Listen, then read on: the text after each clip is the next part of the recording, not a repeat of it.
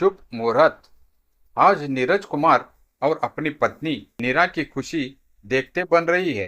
मेहंदी, संगीत, हल्दी की सारी रस्में पूरी करने के बाद आज उनकी बेटी मंजरी की बारात है। बहुत देख सुनकर मंजरी के पापा ने मयूर को चुना है। मंजरी आईटी इंजीनियर है, तो मयूर भी आईटी कंपनी में सीनियर मैनेजर है। शादी तय करते समय ही मंजरी के पिता ने मयूर के पिता से कह दिया था कि वे शादी धूमधाम से करेंगे, अपनी हैसियत के सामान भी देंगे, पर दहेज के नाम पर कुछ नहीं। मयूर के पिता को थोड़ी निराशा हुई, क्योंकि बेटे की शादी पर वे अपनी कमाई खर्च नहीं करना चाहते थे। वे चाहते थे कि मंजरी के पिता से वे डिमांड करें, परंतु अपनी यह मंशा को प्रकट नहीं कर पाए। आखिर क्या करते?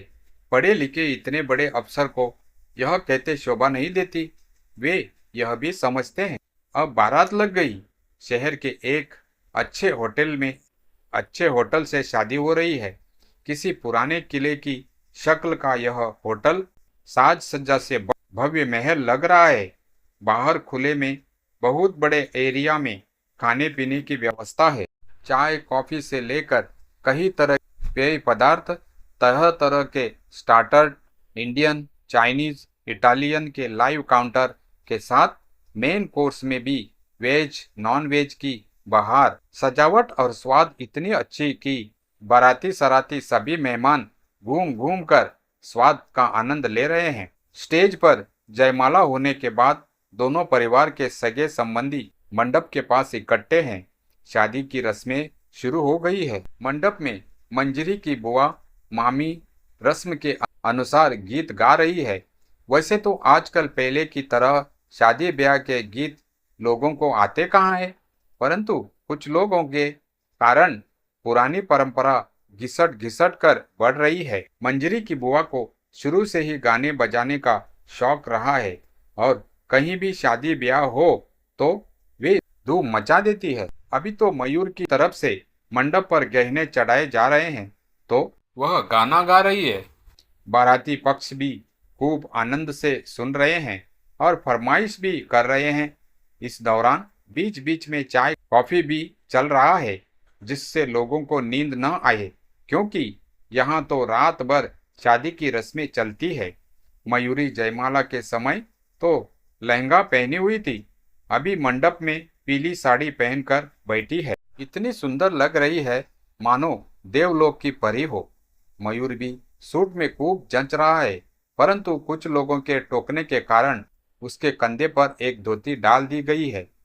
कन्यादान और भाई के द्वारा लावा मिलने का रस्म हो चुका है। पंडित जी 7 वचन करवा रहे हैं। मंजरी मयूर के साथ साथ उसके दोस्त भी इसका आनंद ले रहे हैं। बस अब सिंदूरदान होना है, उसकी तैयारी हो रही है।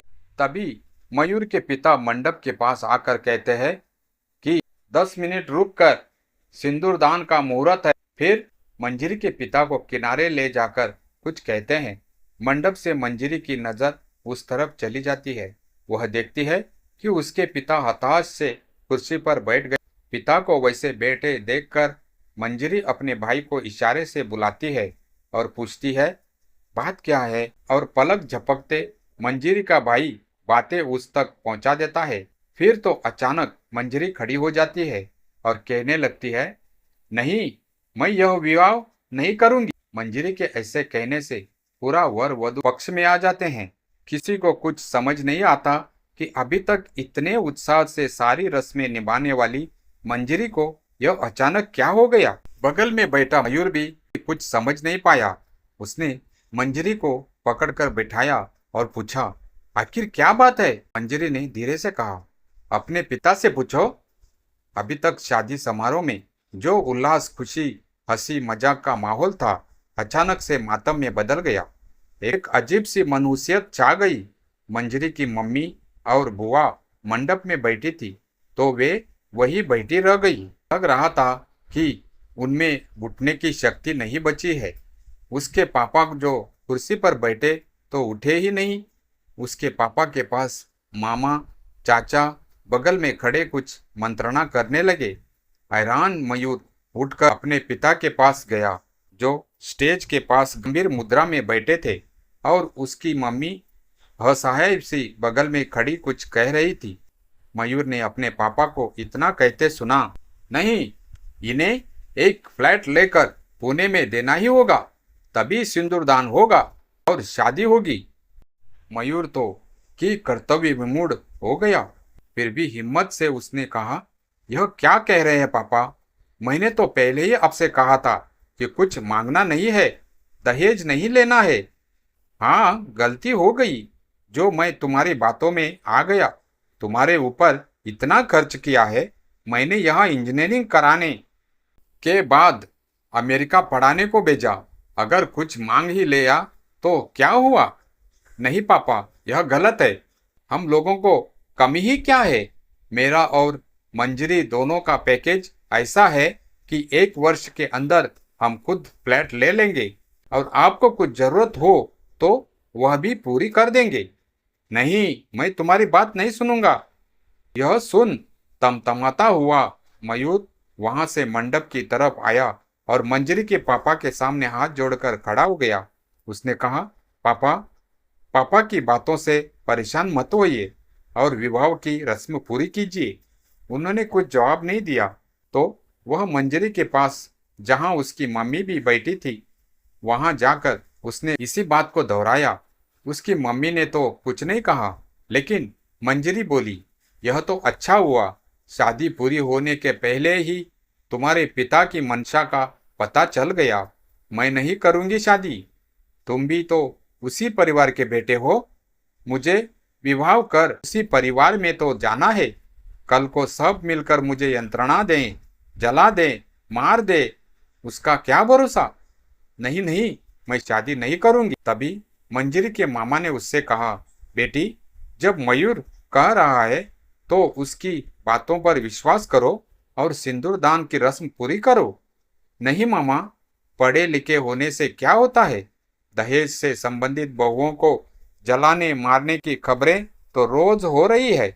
यहाँ तक कि लोग प्रेम विवाह करते हैं और बाद में लड़के के मन में ही लालच आ जाती है, और मांग पूरी न हो तो पूरी जान भी ले लेते हैं। इस तरह से प्यार के अंकुर भी नहीं पनपते, और एक प्रेम में पागल युवती इस तरह के चक्रों की शिकार हो जाती है। मंजरी को लग रहा है कि खुद पर उसका नियंत्रण नहीं, वह बस बोले जा रही है। परंतु परिवार के लोग चिंतित है कि विवाह के मंडप से लड़की उठ जाए तो उसका क्या होगा। पिता तो बिल्कुल मूक हो गए हैं। पर उसके चाचा ने आगे बढ़कर कहा, मंजरी, तुम्हें मयूर से तो कोई शिकायत नहीं, उसकी बात पर तो गौर करो। चाचा की इस बात से अचानक मंजरी को मयूर से पहली बार का मिलना याद आया, जब उसे पहली नजर में ही लगा था कि यही उसके सपने का राजकुमार है। वह देखने में जितना स्मार्ट लगा, उसके विचार उतने ही परिपक्व। शादी तय होने के बाद भी वह 3-4 बार मिली है, और हर बार उससे वह प्रभावित होती रही। उसे अपने पापा की पसंद पर गर्व हुआ। मंजरी ने अपनी मम्मी से भी मयूर की बहुत बड़ाई की थी। अब वह क्या करे, असमंजस में पड़ गई। उसने कहा, नहीं, मुझे इससे कोई शिकायत नहीं, परंतु कुछ ऐसा हो जिससे कि भविष्य में मैं कोई परेशानी में ना पड़ूं। वही उपस्थित मंजरी के मामा, जो मैजिस्ट्रेट है और बहुत मजाकिया भी, ने कहा कि चलो तब एक बॉन्ड पेपर पर मयूर से साइन करवा लेते हैं कि भविष्य में उसका परिवार किसी तरह की फरमाइश नहीं करेगा, वह अपनी बात पर अटल रहेगा। उनकी हाँ में हाँ मिलाते हुए मंजरी का छोटा भाई बोला, हाँ मामा, यह तो बहुत अच्छी बात है। और एक सादे पेपर पर लिखकर उसने मयूर से साइन करवा लिया। वहां उपस्थित 5 लोगों से गवाही के तौर पर साइन करवा लिया। मानो यह कचहरी का स्टैम्प पेपर तैयार हो गया। उसके बाद मंडप में मयूर और मंजरी को फिर उसके आसन पर बिठाया गया। पंडित जी ने भी अपना स्थान ग्रहण किया। पंडित जी के मंत्रोपचार के साथ मयूर ने मंजरी को सिंदूर लगाया। फिर घर की औरतों ने उसके बाद की रस्में पूरी की। पंडित जी के आशीर्वचन से ओतप्रोत श्लोक के साथ उपस्थित लोगों ने युगुल जोड़ी पर फूलों की वर्षा कर उन्हें आशीर्वाद दिया। बादल छट गए और मंजरी का चेहरा दमकने लगा। अब तक मंजरी के चाचा मयूर के पिता को मंडप तक लाने में सफल हो पाए थे। जैसे ही उसके पिता बुझे चेहरे लिए मंडप पर पहुंचे, मंजरी की बुआ, जो पहले शादी के गीतों से माहौल को गुलजार कर रही थी, व्यंग करते हुए मयूर के पिता से ऊंची आवाज में कहा, बधाई हो समधी जी, सिंदूरदान शुभ मुहूर्त में ही हुआ है।